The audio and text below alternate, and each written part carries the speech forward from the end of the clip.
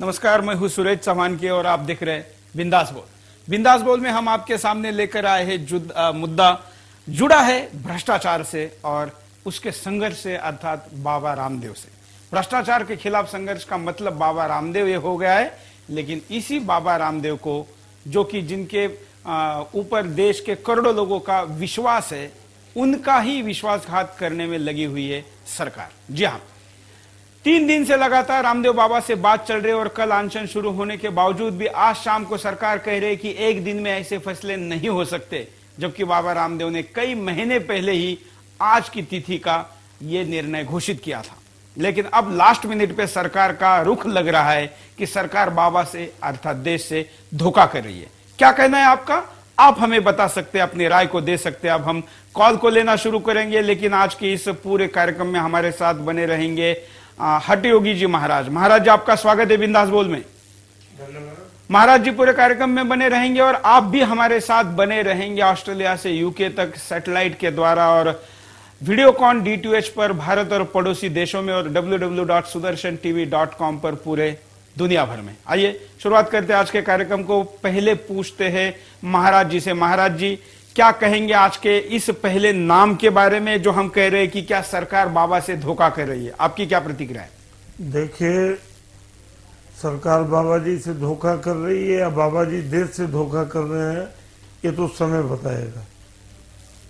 लेकिन जहां तक भ्रष्टाचार की बात है, महंगाई की बात है, भुखमरी की बात है, बेरोजगारी की बात है, ये देश के माथे पर कलंक है।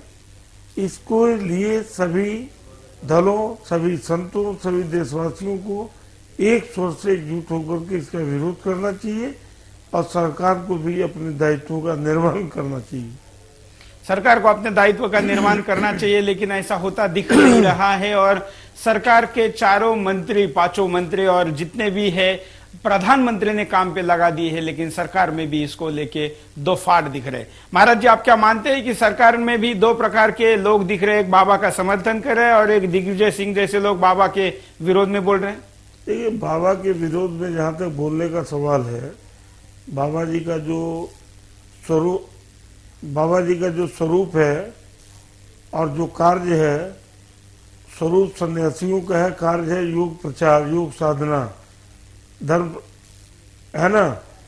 लेकिन महाराज ने उसके बाद उनका जो भी योग से इलाज किया, व्यापारियों का किया, बड़े बड़े पेट वाले लोगों का किया, धन्ना सेठों का किया, राजनेताओं का किया, अभिनेताओं का किया। आज वही व्यापारी वर्ग और राजनेता गण और अभिनेता गण बाबा जी के सिर पर भूत जैसे सवार होकर के बातें करवा रहे हैं। अब देश का हित कितना बाबा जी कर पाएंगे इस मुद्दे के तहत और कितना अपना हित कर लेंगे, वो समय बताएगा। लेकिन अब तक अतीत काल के तमाम घटनाक्रमों को अगर देखा जाए तो बाबा जी ने अपने व्यक्तित्व को, अपने अस्तित्व को, अपने साम्राज्य की स्थापना जो है इन प्रकार ने किया है, वो सर्वविदित है, उसमें कुछ कहने की जरूरत नहीं। आप देख रहे हैं कि जिस प्रकार से सरकार में भी 2 फाड़ पड़े हैं, वैसे साधु संतों में भी 2 है और हठयोगी जी महाराज रामदेव जी के साथ नहीं है। क्या महाराज जी, सीधे शब्दों में कहा जाए तो आप रामदेव बाबा के साथ नहीं, ऐसा कहेंगे? नहीं, मैं रामदेव जी के भ्रष्टाचार विरोधी कार्यक्रम में जरूर शामिल हूँ, लेकिन उनके व्यापार में, उनके राजनीतिक महत्वाकांक्षा में मैं शामिल नहीं हूँ। चूंकि स्वामी रामदेव जी महाराज योग बेचने की वस्तु नहीं है। मैं जिस पंथ परंपरा से हूँ, गोरखनाथ जी की परंपरा है, जो योग की, तंत्र की, हठयोग की साधना का। महाराज जी, मैं आपके पास भी आऊंगा। हमारे एक कॉलर के पास चलते हैं, देखते हैं उनकी क्या राय है। हेलो। जय हिंद सर। जय हिंद। जय हिंदुस्तान, जय हिंदुस्तान आबाद रहे, ये हमारे कहना है। रामदेव बाबा जो है एक राम जी के अवतार में है। हाँ सर, उन्होंने जो कार्यक्रम जिस विषय में लिया है कि प्रधानमंत्री जो है वो जनता के हिसाब से चुना जाए, मैं उनका स्वागत करना चाहूंगा।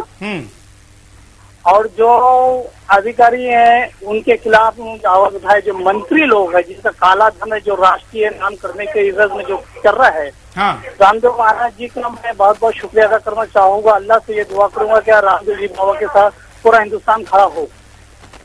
आज रामदेव जी बाबा की सख्त जरूरत है, अन्ना हजारे जी की जैसी सबसे सख्त जरूरत है हिंदुस्तान को बचाने के लिए, जो हिंदुस्तान में लूट के खाने वाले लोगों के लिए। बिल्कुल, लूट से देश को बचाना है। धन्यवाद कॉल करने के लिए। लूट से देश को बचाना है, इसलिए रामदेव बाबा ने मुहिम चालू की है, ऐसे हमारा कॉलर कह रहे।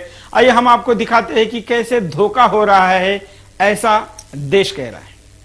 जिस तरह से सरकार और बाबा रामदेव के बीच मान मनोबल का दौर चल रहा था, उससे यही उम्मीद की जा रही थी कि बाबा शायद मान जाएं, पर नतीजा नहीं निकल सका।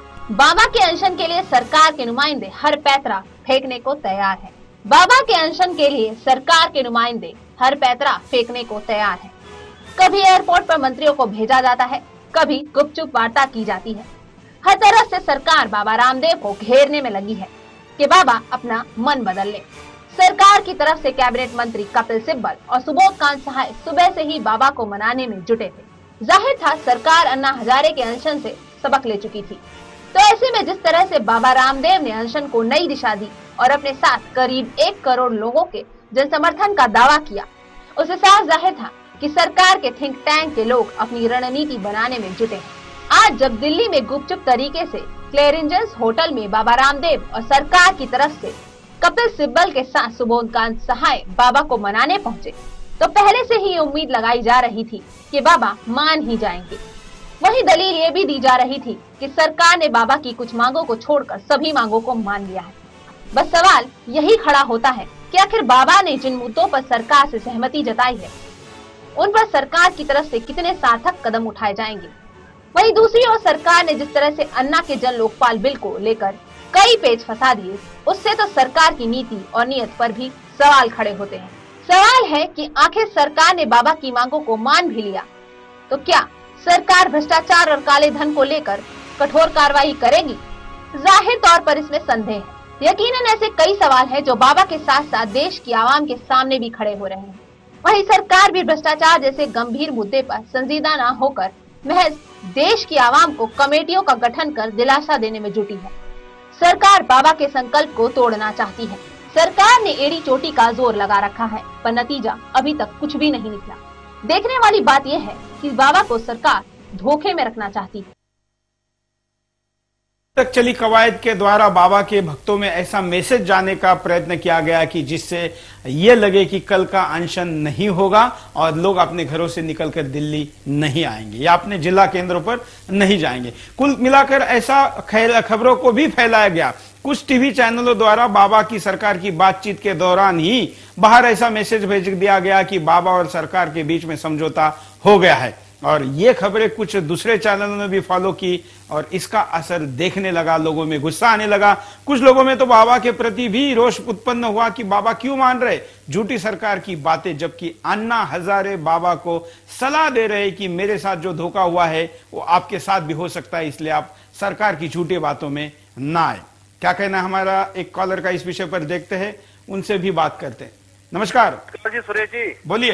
ऐसा है, बाबा रामदेव जी ने आपका ये द्वारा अपना किया है आंदोलन अच्छा किया है, वह बधाई के पात्र है, के हित में सोच रहे हैं। हाँ। जो आपने ये बाबा बिठाए हुए हैं, हाँ। इनका तो वो है यानी बिल्ली खंबा नोचे, क्योंकि जिंदगी में ये आप खुद तो कुछ कर नहीं सके और दूसरा जो कर रहा है देश हित में कर रहा है, करोड़ों लोग उसको है, क्या वो बेवकूफ है? क्या ये एक समझदार है?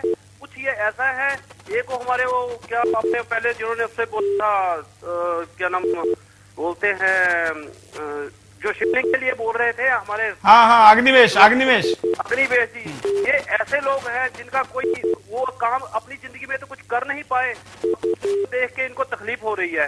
तो आप ऐसे लोगों को क्यों चैनल पे लेके आते हैं जिन्हों को खिंचानी खंबा नोचे वाली बात होती है?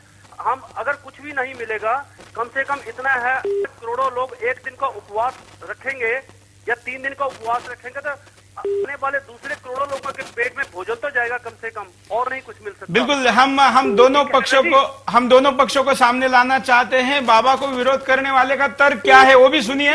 इसको तर्क नहीं है इनके पास, ये बिल्कुल इन्होंने कभी आके आपने जो बात कही है कुछ कर रहे हैं, आज तक इनको पूछो कि आपने क्या किया है। बिल्कुल, मैं आज तक आपने क्या किया है? बिल्कुल, आपके सवाल का जवाब यहाँ पर हटयोगी जी देंगे। हटयोगी जी महाराज, आपको सीधे सवाल पूछा जा रहा है, आप क्या कहेंगे? देखिए बंधु, मैं जिस पंथ परंपरा से हूँ, इस गद्दी का महंत हूँ, योग जो है बेचने की चीज नहीं है।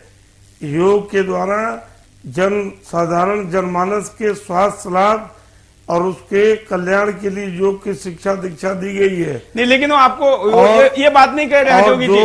महाराज जी, मैं आप कॉलर का सवाल ये है कि आपने खुद क्यों भ्रष्टाचार के खिलाफ आंदोलन नहीं चलाया? अभी आप बाबा रामदेव पे संदेह ले रहे हैं। भ्रष्टाचार के खिलाफ हम लोग शुरू से जितना संत समाज है, संत महंत और देश के भले नागरिक, आप कारण जो सवाल करता है, सभी लोग भ्रष्टाचार के खिलाफ हैं। लेकिन भ्रष्टाचार के नाम पर व्यापार हो, भ्रष्टाचार के नाम पर राजनीति हो, भ्रष्टाचार के नाम पर व्यर्थ में लोगों को गुमराह किया जाए, हम उस परंपरा नहीं। लेकिन महाराज जी, अगर बाबा रामदेव गुमराह करे ऐसा आप मान रहे तो आप खुद क्यों नहीं आंदोलन करते इतना बड़ा? नहीं, हम लोगों ने कम नहीं किया भ्रष्टाचार के। हम पक्षधर कब? हम तो हमेशा भ्रष्टाचार के खिलाफ है। लेकिन भ्रष्टाचार को मिटाने का जो तरीका इन्होंने, अगर आप भ्रष्टाचार को मिटा रहे तो सरकार के प्रतिनिधियों से बात करने की क्या जरूरत है? आप अपना आंदोलन कीजिए। बैकडोर से आप जो सरकार से बात कर रहे हैं, पता नहीं क्या बात हुई। रामदेव जी को उसको सार्वजनिक करना चाहिए कि अब तक क्या प्रगति हुई, क्या बात हुई और क्यों नहीं, उसको लाइव दिखलाते। बिल्कुल, हम ये भी रामदेव जी बाबा के प्रतिनिधि को भी पूछेंगे। अगले कॉलर से बात करते हैं, देखते हैं उनकी इस विषय पर क्या राय है। नमस्कार। नमस्कार, बोलिए। हाँ, शिव कुमार कुरुक्षेत्र जी। नमस्कार सर। बोलिए शिव कुमार जी, क्या कहना है आपका?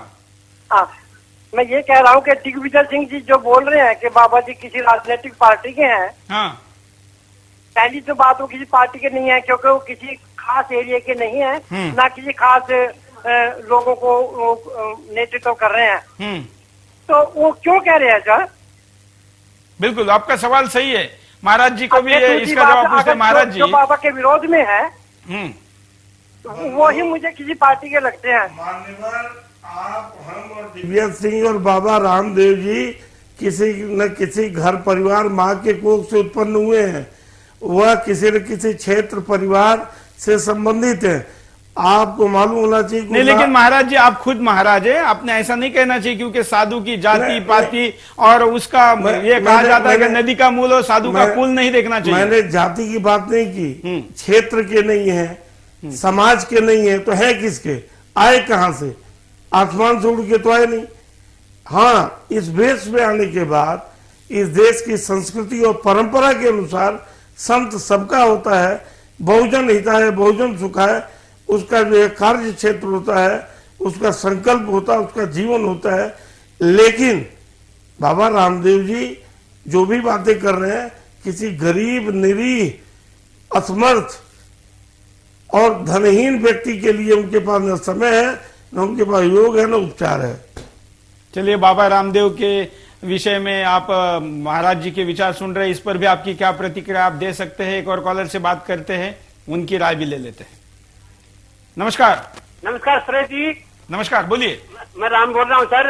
हाँ, मैं बोल रहा हूँ कि ये सरकार बाबा रामदेव जी को बिल्कुल धोखा दे रही है। दूसरी बात यही है कि अरबों खरबों रुपया लेके विदेश से कर्जा लेके पब्लिक को कर्जा लेके, और फिर हम बोलते हैं कि मैं नरेगा चला रहे हैं और हम ये काम करें, और दूसरी तरफ करप्शन का पैसा लेके सूद बैंक में डाल रहे हैं। और पब्लिक को तो नरेगा के काम चला रहे हैं ये लोग, पब्लिक के ऊपर विदेशों से कर्जा लेके और कितना बोझ लाद रहे, ये पब्लिक को नहीं बता रहे। ये पब्लिक को ये बता रहे कि हम आपको 100 दिन का रोज दे रहे हैं। पब्लिक को ये देखना चाहिए कि 100 दिन का रोजगार दे रहे हैं, तो ये आपके विदेशों से बिल्कुल। राम जी, आप सही कह रहे हैं कि देश के आम आदमी को तो 100 दिन का रोजगार है और मंत्रियों को 365 दिनों का मेहनत आना है। विदेशों से कितना करता था। दूसरी बात ये बाबा जी बोल रहे हैं कि हम बात करने से कुछ नहीं होगा, सड़क पर निकल के सरकार से लड़ाई करनी पड़ेगी, तभी ये सरकार बात करेगी, नहीं तो बातों से नहीं होगा। इतने दिन।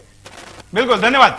इतने दिन तक राम जी चेन्नई से प्रतिक्रिया दे रहे थे, आप भी प्रतिक्रिया दे सकते हैं, अपनी राय को रख सकते हैं। आप महंत हट योगी जी से सहमत है तो उनसे बात करिए, आगे विरोध में भी है तो उनसे भी बात करिए, और रामदेव बाबा और सरकार के इस चर्चा पे भी आपकी प्रतिक्रिया दे सकते हैं।